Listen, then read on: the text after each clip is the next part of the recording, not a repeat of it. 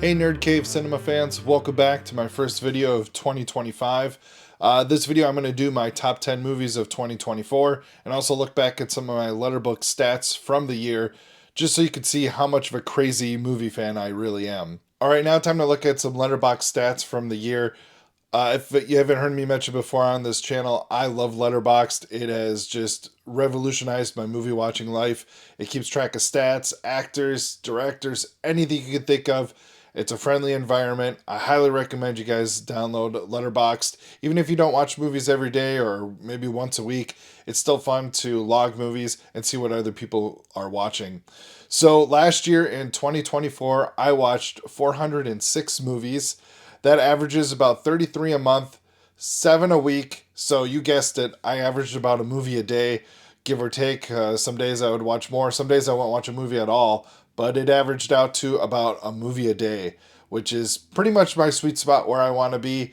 I feel like it still gives me a good work personal life balance and also gives me time to do a lot of other stuff. So it does free up some time. One hint is that I don't have any kids, or else I think this number would be dramatically lower. Next up on some stats for Letterboxd, most watch actors for the year. Matt Damon had 13. Willem Dafoe, a character actor and a great, second man, 12 movies. Bill Murray, one of my favorites, is always going to be up there every year. If I'm in a bad mood, I pop in a Bill Murray movie. Michael Caine had 9 movies. That had a lot to do with the director that you'll see in a second here. And Owen Wilson, 9 movies. And along with my favorite actor, Scarlett Johansson, and 9 movies this past year. For directors, Wes Anderson, I watched 8 of his movies. That's a majority of his movies. I'm working on a video for the channel about Wes, so there's a reason for that, a little homework. Paul Thomas Anderson, Brian De Palma, Christopher Nolan, reason why I have so many Michael Caine movies. Those two have worked together so much. Quentin Tarantino, Richard Linklater. These are just really my favorite directors, and when I love to rewatch movies, and when I'm in a bad mood or a good mood or a sad mood, whatever mood I'm in, I can find a movie to fit that mood, and a lot of my favorite directors fit that bill. Okay, another thing I love to do when I use my Letterboxd account is when I go to the movie theater, I use tags and I log in what snacks I have for each movie. So I can really go back to just about any date in history and tell you exactly what I had at that movie theater, what movie theater, who I go with. I keep track of all that stuff. I'm a huge nerd. I love it. So since 2020, I've been keeping track of this stuff. And right now, I'm going to give you my top 5 snacks that I have at the movie theater. At number 5 is peanut M&Ms, a standard go-to. Usually if I'm having these, it's because I need to eat something because I've skipped a meal or there is another reason because I don't really go for sweets too much when I'm at the movie theater. Number 4 is Cherry Coke. Cherry Coke is just my favorite all-around soda, and I love to have a soda in the movie theater. It's usually I'm having a drink and not a drink and some food. It's usually just a drink, but once in a while I do get some food. And number 3 is a Cherry Coke Icy. Same reason why. I love ices and I love Cherry Coke. I love doing the mix. This AMC that I go to has cherry and Coke always on the standard. They kind of switch out the third flavor. So thankfully, Cherry Coke Icy always there for me.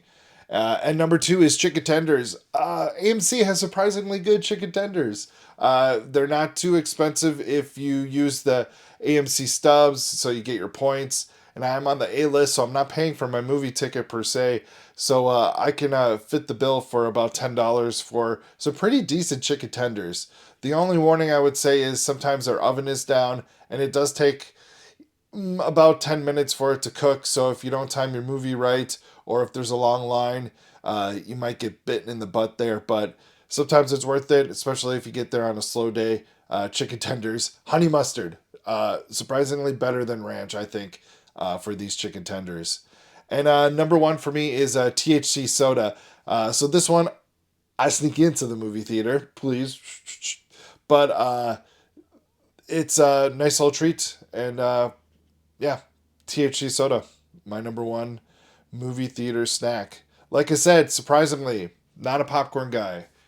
Okay, it's what we've all been waiting for. My top 10 movies of 2024. I'm going to go through the bottom half real quick. A little New Year's resolution I made this year is keep these videos a little bit short and sweet. Don't want to keep you for too much of your day, but I also want you to stop in once in a while for a 5 to 10 minute video. Okay, so here we go. Number 10, Saturday Night, about the origin of Saturday Night Live. My favorite TV show of all time. So I really love this movie. I was in a bag a little bit for it, but it's a fun bio movie. Doesn't hold true exactly to history, but you see the way that they do the movie, it makes sense that way. And number 9, Honora. This is a great movie from Sean Baker about a sex worker, and it starts out as a romance, like Pretty Woman. Then it's almost like it turns into a Coen Brothers Quentin Tarantino movie. It's a wild ride. Really enjoyed it, and it surprised me at the end to where we ended up. And number 8 is Conclave, a great whodunit set at the Vatican trying to decide who the next pope is. I'm not a very religious person myself, but as a former Catholic, I found this very riveting. The way that they pick the pope seems very weird, and to have a mystery around it really made it exciting. A lot of fun twists and turns. Some of the best actors of their generations are in this movie. Really fun movie. Highly recommend. Number 7, Rebel Ridge, Netflix movie starring Aaron Pierce that is just a phenomenal little grindhouse action 70s throwback with a lot of relevance to today's culture, and about a law that is abused a lot in America. So really check this out. It's on Netflix right now. Number 6, Nicolas Cage. He can either be on your best list of the year or your worst list of the year. Sometimes he's on both in the same year. But this year he had a little bit quieter year, not as many movies, but Long Legs, he was amazing. Great job as this scary white acid watch villain. And also, this movie is phenomenal, even when he's not on screen. Highly recommend Long Legs. Sliding into our number 5 spot is Challengers. Zendaya, Mike Feist, and Josh O'Connor deliver stellar performances in this steamy, complex love triangle drama set in the world of professional tennis. It's sexy, it's dramatic, and it's got enough tension to keep you glued to your seat. Plus, the music by Trent Reznor and Atticus Ross is phenomenal. That last match is amazing, and the music is great. Trent Reznor having a great second career as writing scores. Wow, great job by them. Coming in at number 4, A Real Pain. This is one of those rare films that makes you laugh, cry, and reflect all at once. It's a heartwarming dramedy starring Kieran Culkin and directed and also co-starring Jesse Eisenberg, who does a great job in his second movie. His first movie didn't get as much critical acclaim for directing, but this one is great. I love it. It's a real gem, and Kieran Culkin is a shoo-in for an Oscar supporting actor nomination. And yeah, great story, and highly recommend. It's a nice throwback to 90s indie movies, or like Before Sunset but with cousins.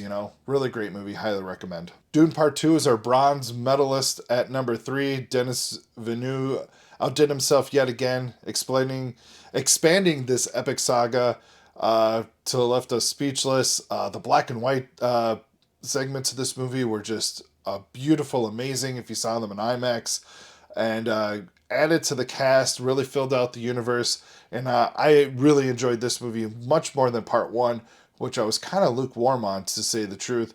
But I really enjoyed this one. Timothée Chalamet is amazing because he's also in our runner-up movie for 2024, A Complete Unknown. He transforms as Bob Dylan, delivering a performance that's enigmatic and iconic as Dylan himself. This film is an intimate, haunting portrayal of a legend, and it'll stay with you long after you leave the theater, especially if you are a Bob Dylan fan like me.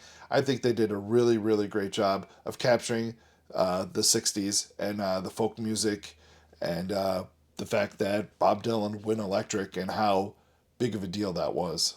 And finally, claiming the top spot on my list is Nosferatu. Robert Edgar's highly anticipated remake of the classic horror film didn't just meet expectations, it obliterated them.